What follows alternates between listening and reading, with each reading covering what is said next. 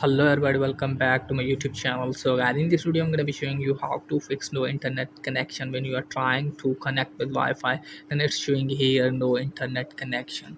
So how can you fix it? Just simply close this page from here, and after that what you need to do is just simply open setting, then scroll it down again, tap on Wi-Fi, and from here you have to turn off your Wi-Fi and then turn it on, and then check whether your form has been fixed or not.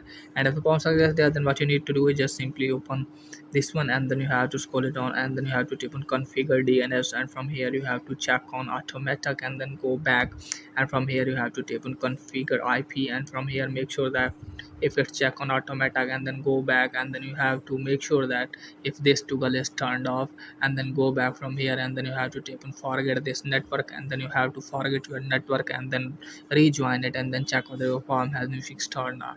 And if the person is there, then what you need to do is just simply open setting, and then you have to tap on mobile data. If you are using mobile data, then you have to turn off your mobile data and then turn it on, and then check whether your form has been fixed or not. And after that you have to tap on mobile data options, and from here make sure that if it's check on 4G or 5G, and then go back and make sure that if this toggle is turned off, and then go back from here, and then what you need to do is just simply close this page and then check whether your form has been fixed or not.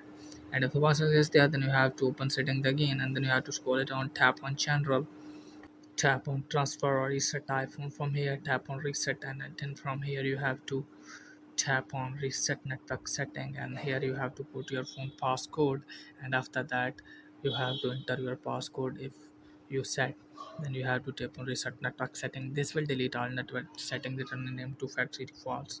And after that what you need to do is just simply restart your device, and after that your problem will be fixed. So that's it guys for today video. If the video is helpful, please like, subscribe my channel. Thanks for watching.